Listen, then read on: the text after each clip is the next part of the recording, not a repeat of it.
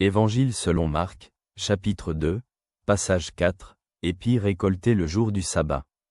Un jour de sabbat, Jésus passait à travers les champs de blé, et ses disciples, en marchant, commencèrent à arracher des épis. Les pharisiens lui dirent, « Regarde, pourquoi font-ils ce qui n'est pas permis le jour du sabbat ?» Il leur répondit, « N'avez-vous jamais lu ce que fit David lorsqu'il fut dans le besoin et qu'il avait faim, lui et ses compagnons ? Comment il entra dans la maison de Dieu, sous le grand prêtre Abiatar, et mangea les pains de proposition, que seuls les prêtres ont le droit de manger, et en donna aussi à ses compagnons ? Et il ajouta, « Le sabbat a été fait pour l'homme, et non l'homme pour le sabbat. Ainsi, le Fils de l'homme est maître même du sabbat. » Regardons cela sous l'angle de la foi. Dans ce passage, Jésus pose une question qui dépasse la compréhension traditionnelle du sabbat et de la loi.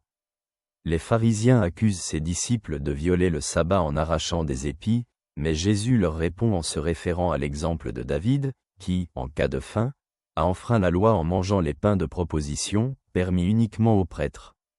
Jésus souligne que la loi, y compris le sabbat, a été établie non pas pour restreindre les gens, mais pour répondre à leurs besoins. Cela change notre perspective sur la loi et les règles religieuses, elles ne sont pas une fin en soi, mais doivent servir le bien et l'amour humain. Jésus dit que le sabbat a été fait pour l'homme, et non l'homme pour le sabbat, ce qui exprime une profonde vérité sur le plan de Dieu.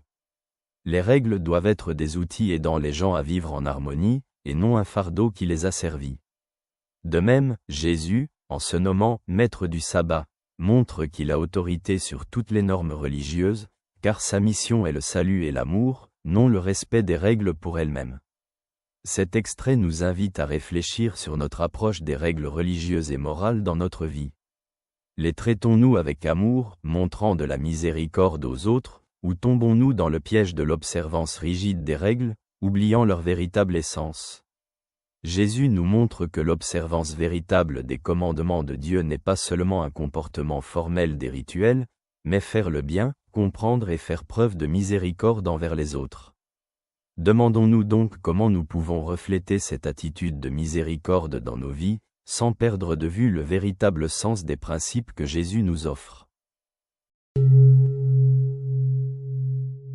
Que la grâce de Dieu t'accompagne toujours. Ton ami te salue.